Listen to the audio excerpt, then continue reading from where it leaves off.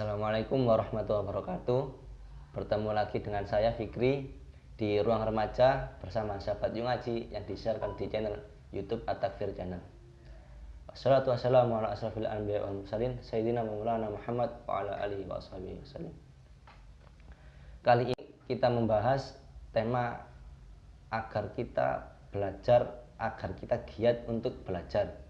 Langsung saja kita sapa Pak Effendi. Assalamualaikum Pak Effendi. Waalaikumsalam warahmatullahi wabarakatuh.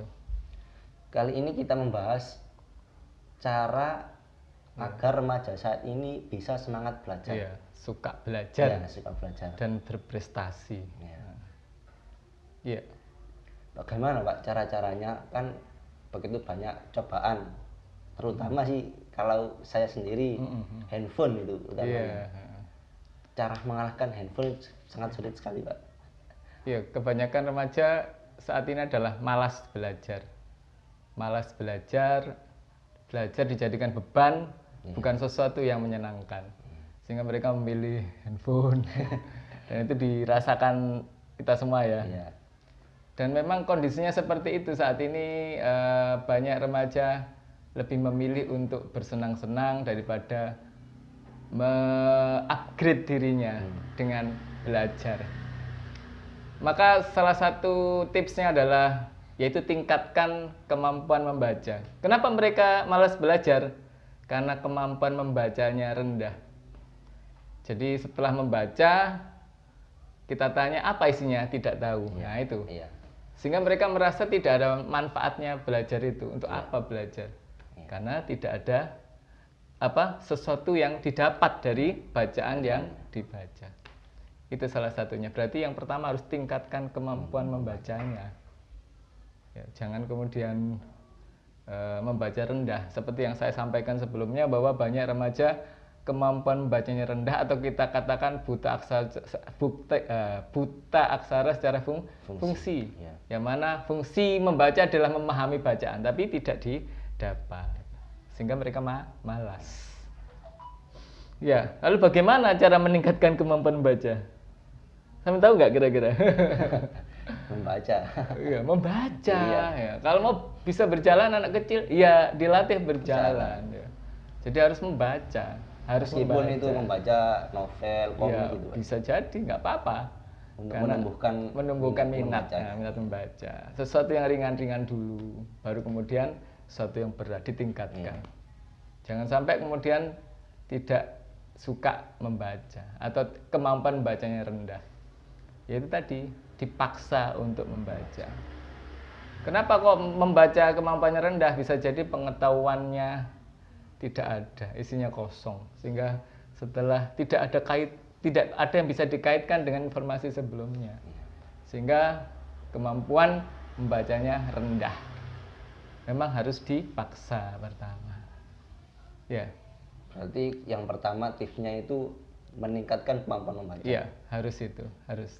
Terus ada lagi Pak, tips yang kedua mungkin? Iya, tips kedua adalah untuk agar lebih menarik apa yang kita baca, komunikasikan dengan orang lain. Diceritakan. Iya, disampaikan. Itu nanti ilmunya bermanfaat tidak hanya untuk diri sendiri, tapi juga untuk orang lain. Dikomunikasikan. Jadi untuk mengetahui bahwa memang benar-benar paham, komunikasikan dengan yang lain. Disampaikan pada mungkin orang tua kita, bapak ibu kita, atau dengan teman sebaya. Sehingga apa? Komunikasi kita itu tidak pembicaraan kita bukan hal-hal yang sampah ya. Bukan hal-hal yang tidak bermanfaat, tapi sesuatu yang sudah kita dapatkan dari membaca. Jadi setelah kamu membaca, paham, komunikasikan. Ini akan lebih kuat nanti pemahamannya. Jadi akan lebih bermanfaat. Ilmunya juga bermanfaat, gitu ya. Jadi jangan dibuat diri sendiri. Karena ilmu kalau disampaikan itu akan semakin semakin kuat, semakin pemahamannya semakin dapat. Gitu.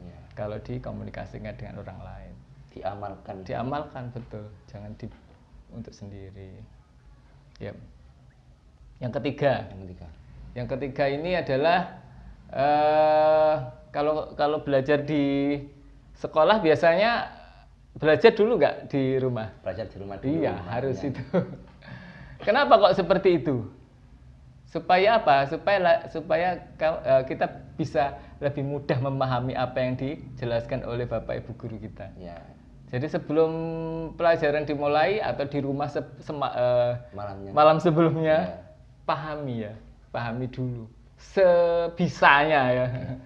Agar nanti apa? Kamu punya pengetahuan sebelumnya, atau kalau dalam bahasa Inggris disebut background of knowledge. Ini diperlukan untuk lebih mudah memahami sesuatu fakta yang ada yang kita pikirkan saat ini, yang coba kita pahami. Karena Di samping itu Pak ya, kalau kita belajar sebelumnya itu kan pasti ada pertanyaan waktu iya, malam harinya. betul. Gimana. Di samping Jadi, itu, iya, kamu siapkan yang nggak paham di list, ya. Iya. Yang nggak paham ditanyakan. Kalau kita aktif di kelas, maka guru kita akan lebih mengenal kita. Iya. Guru kita akan tahu kita. Oh, ternyata anak ini aktif.